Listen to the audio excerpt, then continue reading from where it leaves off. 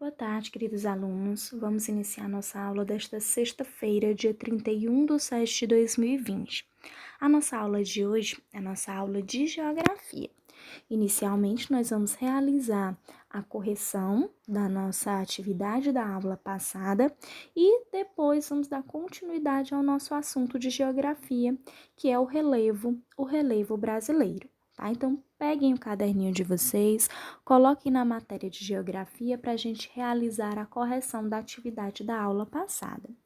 Só que antes de nós iniciarmos a nossa revisão, a nossa correção, da atividade, vamos só relembrar o que nós já estudamos na aula passada.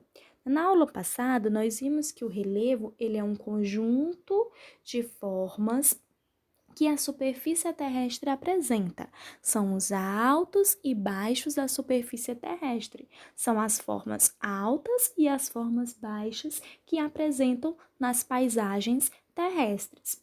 As paisagens, tanto no espaço rural como no espaço urbano, também se diferenciam por causa do relevo, ou seja, por causa das diversas formas existentes na superfície terrestre. Então, o que vai diferenciar, muitas vezes, a paisagem rural e a paisagem urbana, a paisagem do campo e a paisagem da cidade, é o relevo. São as formas que compõem aquela paisagem. Exemplos de formas, nós temos os morros, nós temos os vales, nós temos as formas que nós estudamos na aula passada, que são as planícies, os planaltos e as depressões, né? São formas de relevo que diferenciam as paisagens. Vamos relembrar um pouco sobre o planalto. O planalto, pessoal, como a gente viu na aula passada, eles são áreas com superfícies irregulares. Então, eles apresentam uma superfície irregular e é onde a erosão ela é maior do que a deposição. Aqui, nessa paisagem que nós temos, nessa imagem que eu trouxe para vocês, onde está situado aqui a letra A, é onde a gente consegue encontrar o planalto, uma paisagem um pouco irregular. Já as depressões são aquelas áreas situadas em altitudes mais baixas. São aquelas áreas mais baixas com relação às áreas vizinhas. Em que na letra B é onde se encontra a depressão nessa paisagem que eu trouxe para vocês. Já as planícies são aqueles terrenos relativamente planos, são aquelas áreas planas, sem nenhum tipo de elevação. E aqui na letra C, observem, é onde se encontra a planície, totalmente plana, sem nenhuma irregularidade, sem nenhuma elevação. Além dessas três formas que nós já estudamos na aula passada, existem os morros, que é uma elevação de terreno maior, bem aqui onde está situado a letra D, olha só, é onde se encontram os morros. Eles são uma pequena elevação de terra. Temos também as serras, que são as áreas mais elevadas, quando nós temos bem aqui na letra E, olha só, as serras, elas são aquelas áreas mais elevadas, né, que são bem mais altas. E nós temos também as ilhas, que são porções de terra que ficam ao redor de rios, como nós temos aqui na letra F. Esses são alguns exemplos, algumas formas de relevo existentes. Então, vamos lá iniciar a nossa correção. Lá na página 46, iniciava a nossa atividade de hoje. E dizia assim, nossa atividade da aula passada, que dizia assim, veja algumas paisagens que apresentam diferentes formas de relevo. Nós temos a primeira paisagem aqui, que é a Serra da Canastra, no município de Deninópolis, no estado de Minas Gerais, em 2006. Do lado, nós temos a planície amazônica, no município de Tefe, no estado do Amazonas, em 2014. E aqui embaixo, nós temos as depressões do Rio São Francisco, município de Teixeira, estado da Paraíba, em 2014. Aí a primeira questão perguntava: quais são as principais diferenças entre as formas de relevo mostradas na foto? O que tem de diferente entre as formas de relevo dessas paisagens? Eu espero que vocês tenham respondido que na foto número 1 aparece uma serra, uma área de serra, que no caso é um planalto. Na foto 2 mostra uma planície e na foto 3 mostra uma depressão, certo? E apresenta as diferenças que essas formas de relevo possuem, né? Os planaltos, eles são irregulares, não é? As serras que mostram ali, as serras e os planaltos que tem na figura 1, eles são irregulares. As planícies da figura 2, eles são planos, e as depressões da figura 3, apresentam altitudes mais baixas, né? São formas mais baixas. Ok? Eu espero que vocês tenham respondido desta forma. Quem não acertou, faça a correção. Você coloque na figura 1, nós temos a imagem de uma serra, vírgula, planalto. Na figura 2, nós temos uma planície. E na figura 3, nós temos uma depressão. Ok? A segunda questão perguntava: o relevo do lugar onde você vive se parece com o relevo de algum lugar mostrado nas fotos? Com qual que ele vai se aparecer? Bom, pessoal, aqui no lugar que nós vivemos, no Piauí, mais especificamente em Piripiri, a forma de relevo predominante aqui são os planaltos. Então, na segunda questão, vocês colocariam o quê? Vocês colocariam que o lugar, o relevo de onde a gente vive, se parece com o da foto número 1. Vocês vão botar foto 1. Ele vai se parecer com o da foto número 1, porque aqui em Piripiri, aqui no Piauí, há a predominância da forma de relevo planalto, ok? Vamos passar para a próxima página, que era a página 47, que vocês tinham que observar esse mapa do Brasil, onde nós temos os estados brasileiros, e na legenda nós conseguimos identificar que forma de relevo é predominante em cada estado, né? Os que estão pintados de um marronzinho mais escuro é onde predomina o planalto. Os que têm um laranja é onde predominam as depressões. E o que tem um amarelinho é onde vai predominar as planícies. Não é isso, pessoal? Observem todas as características dos mapas que nós já estudamos. O mapa tem o título, que é Brasil Relevo, apresenta a legenda, apresenta a fonte aqui embaixo, né? Todos os elementos que os mapas eles devem apresentar.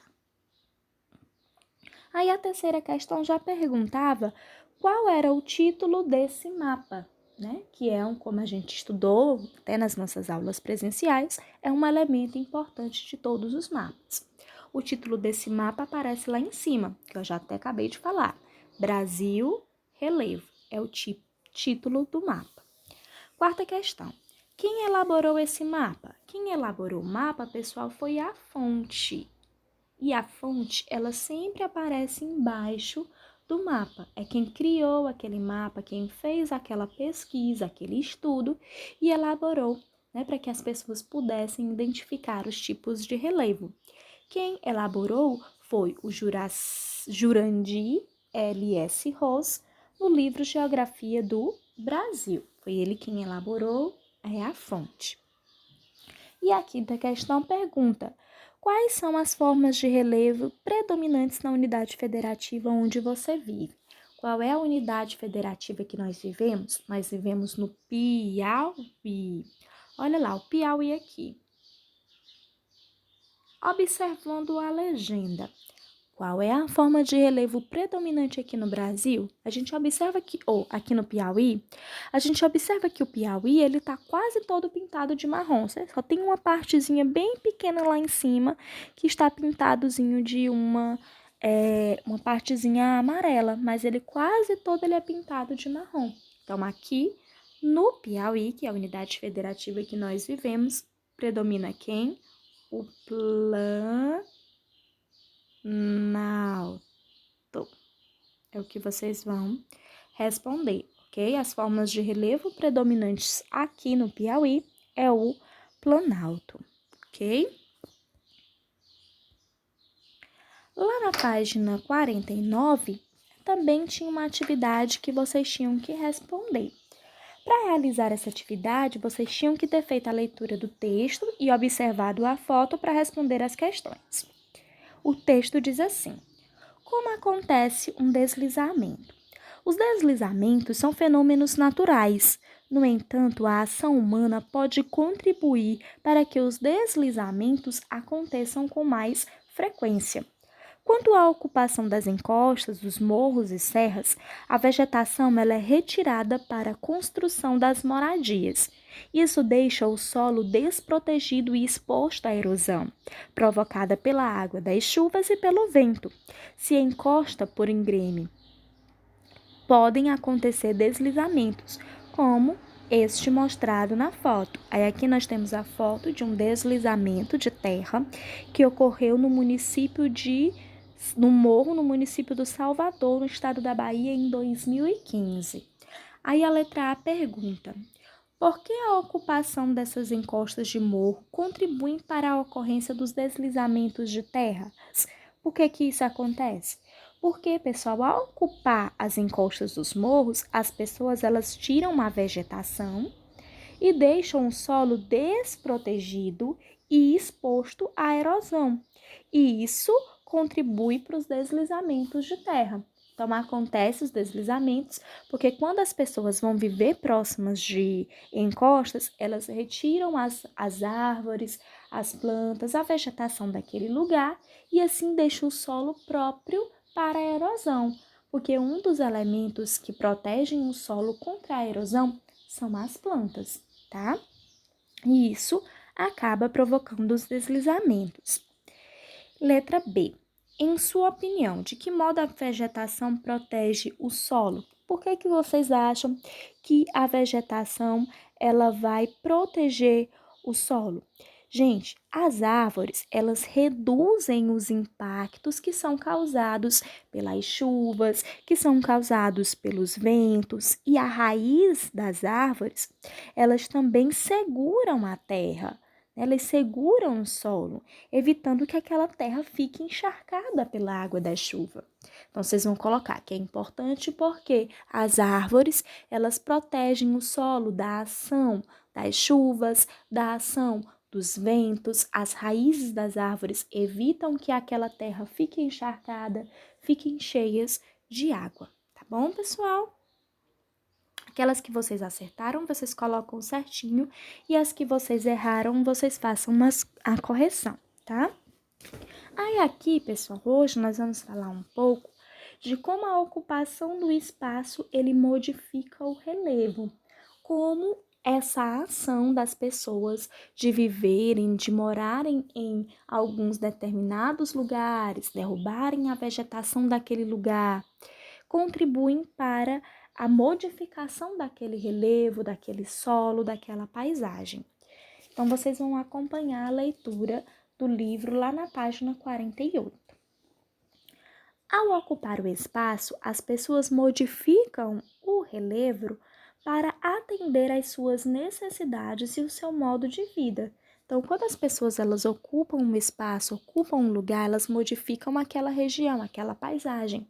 Elas derrubam as árvores, né, para poder construir as suas casas. Então, elas modificam aquela forma de relevo para construir algo que atenda à sua necessidade. Com o crescimento das cidades, terrenos e íngremes são aplainados para a construção de moradias e vias de circulação. Para construir túneis e estradas em áreas de terra, por exemplo, geralmente são cortados trechos de suas encostas. Áreas íngremes ou montanhas são alteradas pela prática da agricultura.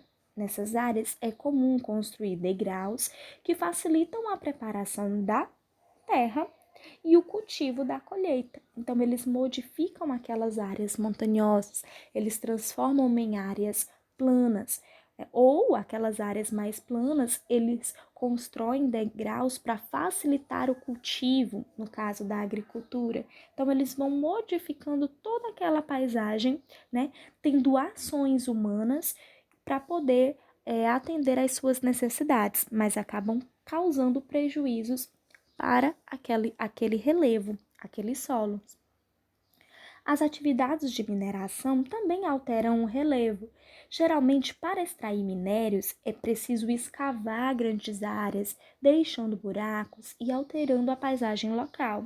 Então, além da construção de casas, da construção de estradas, da prática da agricultura modificar o solo, a mineração também modifica, né? Porque as pessoas, quando elas querem extrair, tirar os minérios, né, as pedras preciosas, elas vão escavando. Quando elas vão escavando aquelas áreas, elas vão deixando buracos e assim vão alterando aquela paisagem. Quando as pessoas elas retiram esses elementos do solo, o solo ele fica agredido, digamos assim. Ele sofre com aquelas modificações, porque retiram aqueles elementos naturais que o solo necessita. Aí aqui, pessoal, nós temos a imagem do garimpo de ouro em Serra Pelada, no estado do Pará, na década de 80. Isso aqui foi um dos maiores garimpos já existentes no Brasil. Ele existiu lá na década de 80. E as pessoas, os garimpeiros são as pessoas que trabalham nesses garimpos. E, professora, o que esses garimpeiros eles fazem? Eles cavavam, certo, as terras, os buracos, para procurar ouro, né? Encontrar pedras de ouro, extrair ouro, né? Então, com a escavação, a serra foi destruída e, em seu lugar, formou-se um grande e profundo buraco, que atualmente é cheio da água da chuva. Então, de tantas pessoas escavarem, os garimpeiros trabalharem procurando o ouro, toda aquela serra, né, ela se transformou em um buraco que hoje está cheio da água da chuva. Bom, pessoal, aqui não tem no livrinho de vocês, tá? É de um outro material que eu fui procurar para melhor explicar o conteúdo para vocês, tá? As ações da natureza e do ser humano no relevo. Não só as atitudes do homem modificam o relevo, as atitudes da natureza também modificam o relevo. É o que nós vamos estudar agora. As formas de relevo são constantemente transformadas pelos agentes da natureza, como a chuva e os ventos, e também pelas atividades do ser humano. Às vezes é possível notar mudanças no relevo em um curto período de tempo, como deslizamentos de terra. No entanto, outras mudanças podem levar até milhões de anos para acontecer. Então, pessoal, as mudanças que acontecem no relevo, nas formas de relevo, podem ser causadas por elementos da natureza, como a chuva, como os ventos, como também pelas ações do homem, né? Pela construção de casas, construções de prédio, construções de estradas. E essas mudanças, essas modificações que acontecem no solo, no relevo, pode acontecer rapidamente, como um deslizamento. A gente vê muito no jornal que um deslizamento ele acontece em uma noite, em um dia, e já modifica todo aquele lugar, né? Ou às vezes pode demorar alguns anos. Então vamos ver alguns desses exemplos. A ação da natureza. O que acontece na natureza que modifica o solo? O relevo vem sendo formado e transformado no decorrer do tempo pela ação dos fenômenos da natureza, como as erupções vulcânicas, os terremotos, os ventos e as chuvas. Então, esses elementos naturais, eles modificam a forma de relevo ao longo do tempo. Então, ao longo do tempo, o relevo, ele vem sendo transformado pela ação desses elementos naturais, que são as erupções vulcânicas, que são os terremotos, que são os ventos, que são as chuvas. Os vulcões e os terremotos, eles dão origem às novas formas de relevo. Os ventos e as chuvas também desgastam o relevo, modificando constantemente, transformando aquela paisagem, aquela forma de relevo por conta das suas ações.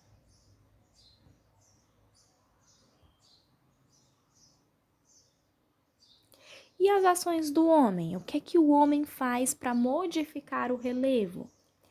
O homem, ele também é um grande transformador do relevo terrestre.